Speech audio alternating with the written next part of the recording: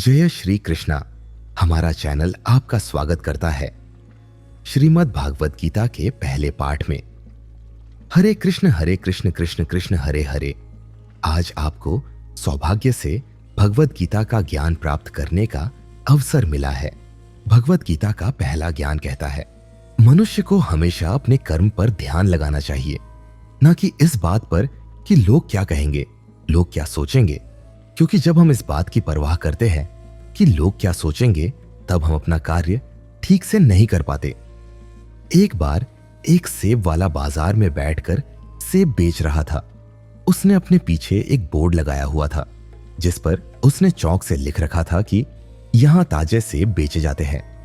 एक ग्राहक ने उससे कहा, हमें पता है तुम यहां बैठे हो, वहां नहीं, इस लाइन में से यहां मिटा दो। सेब वाले ने शब्द मिटा दिया और अब लिखा था, ताजे सेब बेचे जाते हैं। एक दूसरा ग्राहक बोला, हम जानते हैं तुम ताजा सेब बेचते हो, कोई खराब हुए तो नहीं बेचते, इसलिए इस वाक्य से ताजा मिटा दो। तो सेब वाले ने ताजा भी मिटा दिया और अब बोर्ड पर बचा था, सेब बेचे जाते हैं। अब तीसरा ग्राहक आया और कहने लगा, हमें दिख रहा है कि तुम सेब ही बेच रहे हो, इसे लिखने की क्या जरूरत है, इसमें से सेब को हटाओ। सेब वाले ने वैसा ही किया और अब बचा था, बेचे जाते हैं। तब एक और ग्राहक आया और उसने बोर्ड को पढ़कर सेब वाले से कहा, पीछे क्या लिख रखा है, बेचे जाते हैं। हमें पता है तुम बेचने के लिए ही बैठे हो, कोई मुफ्त में थोड़ी ना बांट रहे हो, चलो मिटाओ इसे। बेचारे सेब वाले ने जो बचे कुछ शब्द थे वह भी मिटा दिए और अब वह बोर्ड खाली हो गया। तब एक और व्यक्ति आया और फल वाले को बोला, पागल हो गए हो क्या, इस बोर्ड पर तुमने कुछ लिखा क्यों नहीं है। इसलिए दोस्तों, दुनिया में हर एक इंसान की अपनी एक राय होती है और इंसान दूसरों को सलाह देने में उस्ताद होता है। मैं ये नहीं कह रहा हूं कि आप किसी की सलाह ना लो, बस ये कह रहा हूं कि उनकी सलाह सुनते सुनते अपनी सलाह ना भूल जाना। इसलिए हारे हुए इंसान की सलाह सुनिए और जीते हुए इंसान का तजुर्बा, लेकिन दिमाग खुद का लगाइए। डरिए मत कि हम गलती कर बैठे तो क्या होगा, क्योंकि गलतियों से ही सीखोगे, गलतियों से खुद का तजुर्बा तो बढ़ेगा। आज हारोगे तो कल जीतोगे भी। अरे लोग हमारे बारे में क्या सोचते हैं, अब ये भी अगर हम ही सोचेंगे तो फिर वह लोग क्या सोचेंगे। इसीलिए कहते हैं, सबसे बड़ा रोग क्या कहेंगे लोग और क्या सोचेंगे लोग। भगवत गीता का दूसरा ज्ञान कहता है, जो दूसरों को धोखा देता है उसका अंत बहुत बुरा होता है। दुर्योधन के चाचा शकुनी और दुर्योधन ने पांडवों को जीवन भर धोखा ही दिया। उन्होंने हर कदम पर धोखा दिया, कभी भी उनके साथ विश्वास से नहीं चले और इसका परिणाम हुआ कि दुर्योधन ने जो किया वही अंत में उसे भुगतना पड़ा। दुर्योधन का हर बड़ा योद्धा धोखे से मारा गया, क्योंकि जैसा उसने किया वैसा ही परिणाम उसे मिला। पूरी जिंदगी उसने छल किया तो अंत में उसकी खुद की मौत भी एक छल के कारण ही हुई। इसलिए अगर कोई खुद को बहुत चतुर समझता है, ये सोचकर कि उसने दूसरे को धोखा दे दिया, उसे बेवकूफ बना दिया, तो एक दिन ऐसा होगा कि कोई आएगा और उसकी जिंदगी में उसे ही धोखा दे देगा। क्योंकि कर्म कभी नहीं भूलता, जो जैसा कर्म करता है उसे वैसा ही फल मिलता है। भगवत गीता का तीसरा ज्ञान कहता है, जो आपके साथ गलत करे, पाप करे, उसे दंड जरूर देना चाहिए। किसी के अत्याचार को हद से ज्यादा सहन नहीं करना चाहिए। अगर आप अत्याचार सहते हैं तो वह व्यक्ति आपके साथ और गलत करता रहेगा। अगर आप उसे सहते हैं तो उसके पाप में आप भी भागीदार हो जाओगे। महाभारत का युद्ध शुरू होने से पहले अर्जुन भगवान श्री कृष्ण से कहने लगे कि जिनसे मैं युद्ध करने जा रहा हूं, ये सब मेरे भाई हैं, मेरे गुरुजन हैं। मैं कैसे इनसे युद्ध कर पाऊंगा, कैसे हथियार उठाऊं, इनको कैसे मारूं। तब भगवान श्री कृष्ण ने अर्जुन से कहा कि जिन्हें तुम अपना मान रहे हो, इस संसार में कोई अपना पराया नहीं है, ना कोई अमर है। इस पृथ्वी पर सभी मेहमान बनकर आए हैं और एक दिन चले जाना है। अगर आज तुम इसे युद्ध नहीं करोगे तो एक दिन मैं ही इन्हें मिटा दूंगा। और वैसे भी वे सभी अधर्मी हैं, वे पाप के पक्ष में खड़े हैं, और अगर तुम इनका वध नहीं करोगे, इनसे युद्ध नहीं करोगे, तो समाज में और भी पाप बढ़ जाएंगे, क्योंकि जब कोई ऐसे पापियों को नहीं रोकता है तो यह और भी ज्यादा पाप करते हैं। ठीक ऐसे ही जब आपके साथ कोई गलत करता है, आपको चोट पहुंचाता है, दुख पहुंचाता है और आप चुपचाप रहते हैं, तो उससे सामने वाले का मनोबल और बढ़ जाता है। फिर वह आपको कमजोर समझने लगता है और आपके साथ गलत करने को वह अपना हक समझने लग जाता है। लेकिन जब आप उसके गलत व्यवहार को, उसके अधर्म को रोक लेते हैं, उसका विरोध करते हैं, तब वह अपनी सीमा में रहना सीख जाता है। और यह कलयुग है। अगर इस जमाने में आपको खुश रहना है तो आपको अपनी रक्षा खुद ही करनी होगी। कोई आपके साथ गलत करे तो उसको कभी नहीं सहाना चाहिए, बल्कि उसका सामना करना चाहिए, उससे लड़ना चाहिए। भगवत गीता का चौथा ज्ञान कहता है, अपनी खुशी और अपना दुख हर किसी को नहीं बताना चाहिए, क्योंकि लोग आपकी खुशी को नजर लगा देते हैं और आपके दुख में आपकी हंसी उड़ने लगता है। आपकी खुशी से कोई खुश नहीं होता। ये याद रखना, लोगों को जलन ही होती है। इसीलिए कहा जाता है कि हर वक्त आंसू आंख में लाया ना करो, हर जख्म सबको दिखाया ना करो, हर घाव को छुपाकर मुस्कुराते रहना है। यहां लोग हाथ में नमक लिए फिरते हैं, इसीलिए अपना हर दर्द सबको दिखाया ना करो। जो तुम्हारी चुप्पी को नहीं समझते, उन्हें अपनी आवाज नहीं सुनानी चाहिए। जिंदगी में खुश रहना है तो अपनों को कम और खुद को ज्यादा समझो, क्योंकि कुछ लोग सिर्फ तकलीफ देने के लिए होते हैं। लोग कहते हैं वक्त सब ठीक कर देता है, लेकिन उन्हें क्या पता, कुछ घाव कभी भरते नहीं। अगर तुम्हें कुछ खोने का डर हो तो याद रखना, कुछ भी खोने से पहले खुद को खोने का ख्याल रखना। जिन्हें तुमने सबसे ज्यादा चाहा, वही कभी कभी सबसे ज्यादा चोट देते हैं। लोगों का क्या है, लोग तो बैठे ही हैं दुखी इंसान को और दुखी करने के लिए, और जो खुश है उसको तकलीफ पहुंचाने के लिए। अपने मन की हालत अपने तक ही रखो, सिर्फ उसे बताओ जो उसे समझने की समझ रखता हो। भगवत गीता का पांचवां ज्ञान कहता है, हमारे रिश्तेदार ही हमारी कामयाबी और हमारी सफलता से सबसे ज्यादा जलते हैं। हमारी सफलता से सबसे ज्यादा दिक्कत हमारे रिश्तेदारों को ही होती है। बाहर वालों को कोई फर्क नहीं पड़ता कि आपकी जिंदगी में क्या चल रहा है या फिर कैसे जी रहे हैं आप। और जो आपके रिश्तेदार होते हैं, उनकी पूरी नजर रहती है आपकी जिंदगी पर। बाहर से तो वे यही कहते हैं, आगे बढ़ो, सफल हो, खुश रहो, जिंदगी में कामयाबी को हासिल करो। और जब उन्हें आप अपनी सफलता के बारे में बताएंगे, अपनी किसी कामयाबी की खबर उन्हें सुनाएंगे, तो उसे सुनकर उन्हें बिल्कुल भी खुशी नहीं होती। कई बार सारी दुनिया आपको पसंद करती है, आपके काम की तारीफ करती है, लेकिन आपकी कदर आपके घर में ही नहीं होती। पांडवों के हर सुख से दुर्योधन जलता था। जब भी पांडव किसी काम में सफल होते थे, उसे बिल्कुल भी बर्दाश्त नहीं होता था। दुर्योधन हर प्रयास करता था पांडवों को नीचे गिराने का, जितना हो सके उन्हें दुखी करने का। और यही भाइयों का आपसी मतभेद महाभारत के युद्ध की वजह बनी, जिसमें न जाने कितने अनगिनत लोग मारे गए। बाहर वालों को क्या फर्क पड़ता है कि आप कैसी जिंदगी जीते हैं, लेकिन ये जो रिश्तेदार होते हैं, ये जो करीबी लोग होते हैं, मजाल है जो इन्हें आपकी खुशी बर्दाश्त हो जाए। सबसे खतरनाक होते हैं ये लोग, क्योंकि ये बाहर से बहुत मीठा बोलते हैं, आपसे बहुत अच्छे अच्छे शब्द बोलेंगे, आपको आगे बढ़ने की राय देंगे, आपको कामयाबी की रास्ता दिखाएंगे, लेकिन आपकी पीठ पीछे ये आपसे जरा भी खुश नहीं होते। तो इसीलिए किसी को भी अपना समझने से पहले, आप किसी पर भरोसा करने से पहले, आप पूर्ण रूप से संतुष्ट हो जाएं कि यह जो है, यह बाहर से जैसा दिख रहा है वैसा ही अंदर से है। क्या मैं इस पर भरोसा कर सकता हूं? वह सच में आपका अपना है या सिर्फ अपनेपन का दिखावा कर रहा है? भगवत गीता का छठा ज्ञान कहता है, जहां आपके लिए प्रेम और इज्जत नहीं है, वहां कभी मत जाओ। महाभारत का युद्ध शुरू होने से पहले श्री कृष्ण हस्तिनापुर गए थे, पांडवों की तरफ से शांति प्रस्ताव लेकर। तब शकुनी ने दुर्योधन से कहा, यह कृष्ण बड़ा मायावी है, अगर यह हमारे पक्ष में आ जाए तो समझ लो पांडव हार ही गए। तो इसकी सेवा करो, इसको अपने घर आने का निमंत्रण भेजो, इसे खुश करो। जब श्री कृष्ण हस्तिनापुर पहुंचे तो दुर्योधन ने उन्हें अपने घर आने का आग्रह किया।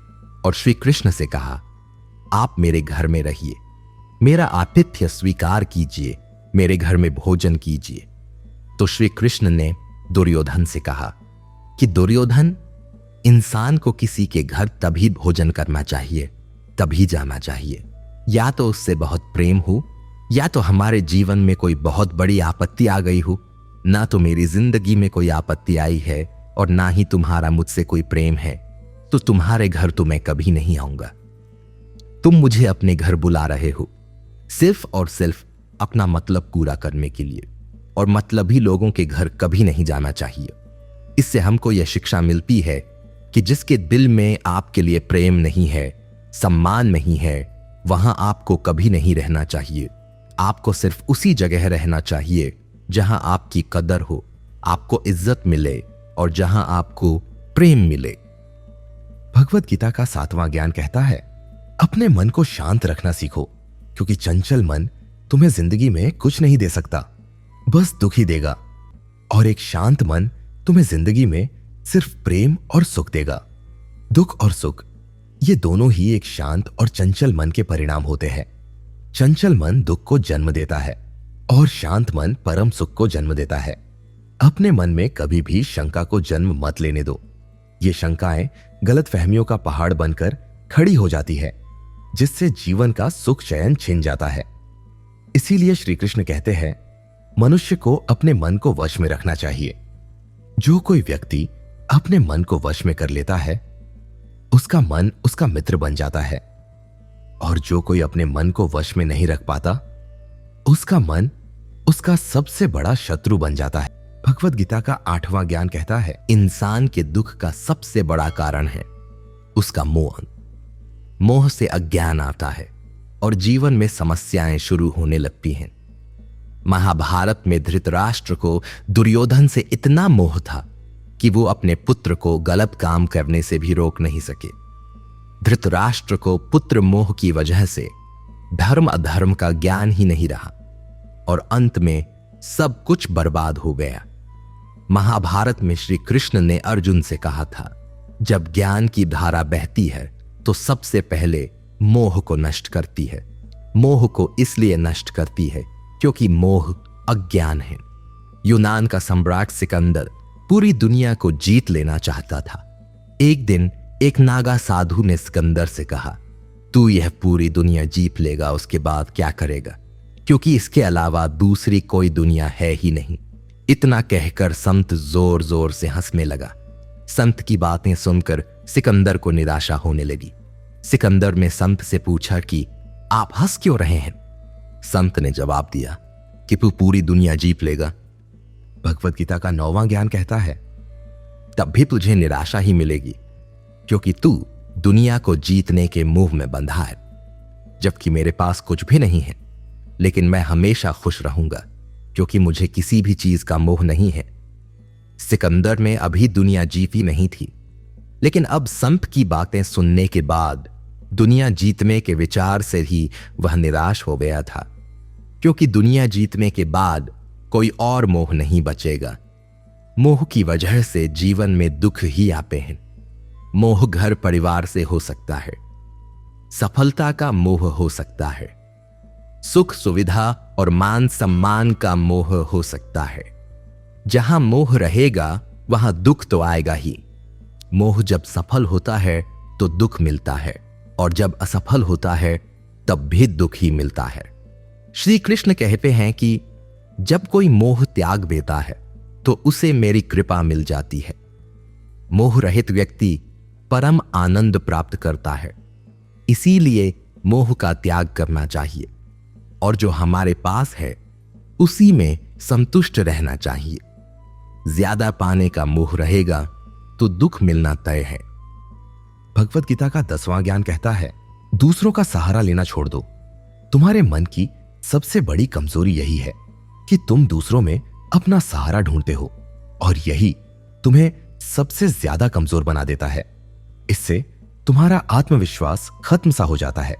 जो लोग सोचते हैं कि यह मेरा सहारा बनेगा, मुसीबत में यह मेरे काम आएगा, वही लोग मुसीबत के वक्त सबसे ज्यादा उदास और अकेला महसूस करते हैं। तुम्हारा सहारा सिर्फ भगवान होना चाहिए। जब भी कोई समस्या आएगी, भगवान किसी न किसी रूप में तुम्हारी मदद जरूर करेंगे। दुनिया को अपना सहारा कभी मत बनाओ। जो लोग खुद ही सहारे के लिए दूसरों को ढूंढ रहे हैं, वे तुम्हारा सहारा कैसे बन सकते हैं?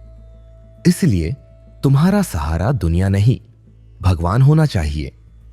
भगवान तुम्हारी सुनता है या नहीं, यह तुम्हारे विश्वास, श्रद्धा भाव और भरोसे पर निर्भर करता है।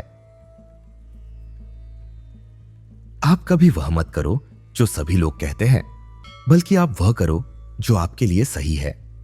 श्री कृष्ण ने अर्जुन से कहा, हे अर्जुन, जो तेरे कर्तव्य है, जो तेरे लिए सही है, जो तुझे करना चाहिए, वह कर। तू कभी भी वो काम मत कर जो दुनिया कर रही है।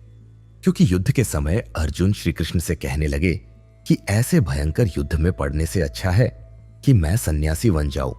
तो श्री कृष्ण ने अर्जुन से कहा कि सन्यासी बनना तेरा कर्म नहीं है, ये तेरा धर्म नहीं है। तू क्षत्रिय है, तेरा कर्म और तेरा धर्म यही है कि तू अधर्म का नाश कर, धर्म की रक्षा कर और इसके लिए युद्ध कर। ऐसे ही हर इंसान का एक अलग कर्तव्य होता है, एक अलग ही मार्ग होता है। तो कभी भी उस मार्ग पर मत जाना जहां सारी भीड़ जा रही हो। कभी भी वह काम मत करना जो दुनिया करती है। आजकल यही चल रहा है, यही ट्रेंड है, सब करते हैं, इसीलिए हम भी कर रहे हैं। सारी भीड़ यही काम कर रही है, इसीलिए मैं भी कर रहा हूं।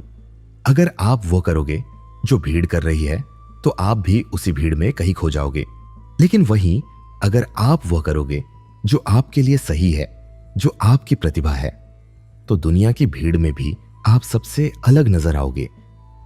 भगवत गीता का 12वां ज्ञान कहता है, जीवन में जो कुछ भी होता है वह अच्छे के लिए होता है, चाहे वह वर्तमान हो, भविष्य हो या अतीत हो। यह शिक्षा सुनने में सरल लगती है, लेकिन इसे समझना और स्वीकार करना बहुत कठिन होता है। खासकर कि जब जीवन में किसी प्रकार का दुख और कष्ट या अन्याय हमारे साथ होता है, तब उस समय हमें पूरी दुनिया ही गलत और मतलबी दिखाई देती है और यह विश्वास करना कठिन हो जाता है कि जो हो रहा है वह हमारे भले के लिए हो रहा है। जब जीवन में किसी अपने से हमें चोट मिलती है या हमारे साथ कुछ अनुचित हो जाता है, तो हमें लगता है कि हमारी दुनिया टूट गई है, खत्म हो गई। परंतु सच यह है कि यही कष्ट हमें और भी अधिक मजबूत बना देते हैं।